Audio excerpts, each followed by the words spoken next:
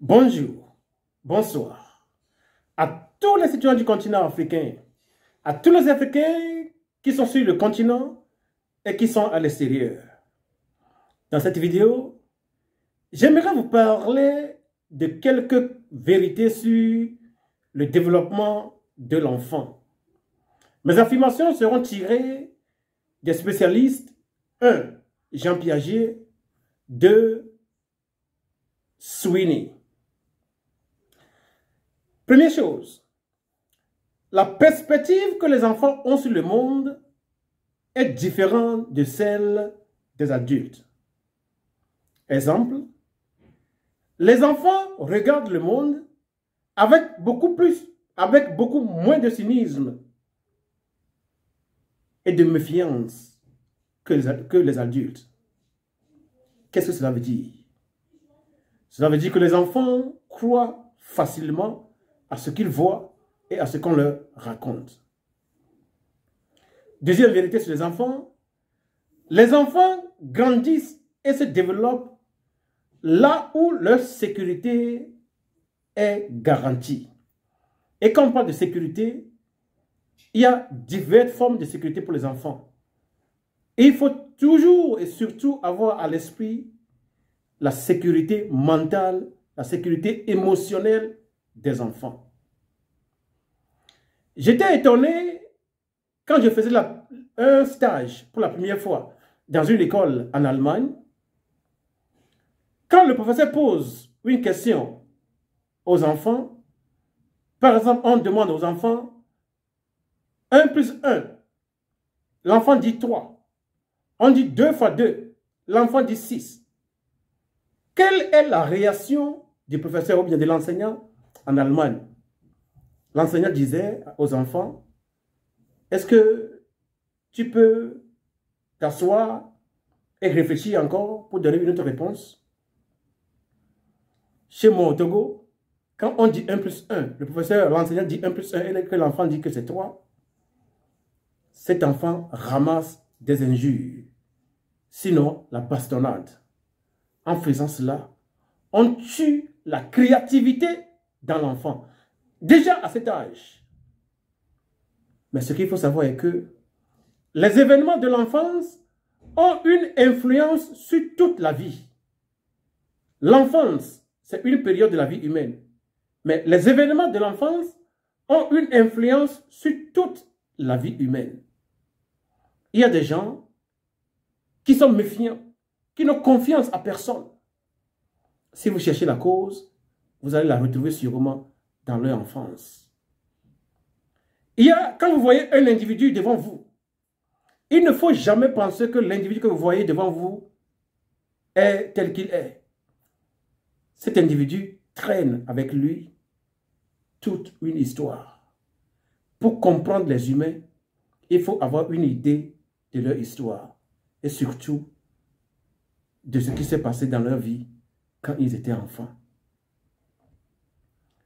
Voilà une troisième vérité que je voulais vous dire sur les enfants. Quel est le moyen de communication des enfants? Chez les adultes, nous utilisons le verbe, la verbalisation. Nous utilisons le verbe pour dire ce que nous pensons et ce que nous voulons. Les enfants, leur moyen de communication privilégié, c'est le jeu. L'auteur Sweeney, Dr. Daniel Sweeney dit ceci. Comme la nourriture et le sommeil sont importants pour l'enfant, de la même manière est le jeu pour un enfant. Donc un enfant, il doit jouer. Jean Piaget dit que l'être humain pense avant de parler. Mais c'est dans la parole que sa pensée se développe. Qu'est-ce que cela veut dire? Un enfant, en jouant par exemple au football avec les autres, il y aura un moment où le ballon va sortir en touche. Il va dire que le ballon est sorti, l'autre va dire que le ballon n'est pas sorti.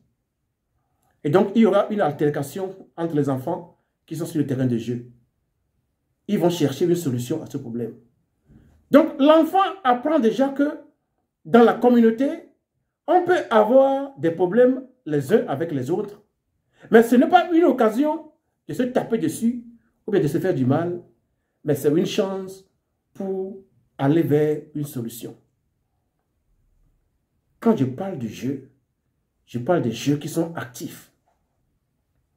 Il faut laisser les enfants jouer, par exemple le Scrabble, la dame, les jeux de cartes qu'on appelle Uno. Il y a différentes sortes de jeux. Les jeux qui permettent l'interaction entre les enfants presque du même âge. Cela leur permet d'exprimer ce qu'ils ont à l'intérieur. C'est pourquoi le jeu est vital pour le développement de l'enfant, selon Daniel Sweeney, un psychologue des États-Unis. Mais quand vous gardez les enfants à la maison et vous leur donnez l'ordinateur, vous leur donnez le portable, l'enfant ne parle pas parce qu'il ne parlera pas avec l'ordinateur ou bien avec le téléphone portable. Il fera certes un jeu. C'est ce jeu, c'est une préoccupation qui l'empêche de s'ennuyer. Mais il ne va pas développer sa pensée. Une chose. Deuxième chose, il y a la vitesse. Des fois, la vitesse qui est sur les écrans, cette vitesse est supérieure à la vitesse du cerveau. Et l'enfant ne peut pas travailler cela. Je vous donne un exemple palpable. Quand vous êtes dans une voiture et que vous roulez à 120 ou bien 150, vous avez l'impression que les arbres qui sont autour de la route, que les arbres aussi roulent. C'est parce que le cerveau, la vitesse du cerveau est inférieure à la vitesse de la voiture que vous conduisez. C'est pourquoi le cerveau n'arrive pas à travailler une telle vitesse. La même chose arrive aux enfants quand ils sont scotchés sur les écrans. Un enfant n'a rien à foutre avec les écrans. L'enfant, il doit sortir pour aller dehors, jouer avec les garçons, jouer avec les filles, ensemble. Il y a des conflits qui naissent et les enfants apprennent à résoudre ces conflits. Ainsi, ils se développent. C'est très important de laisser les enfants aller jouer les uns avec les autres. Le jeu permet un développement non seulement spirituel, mais aussi corporel en ce qui concerne les enfants.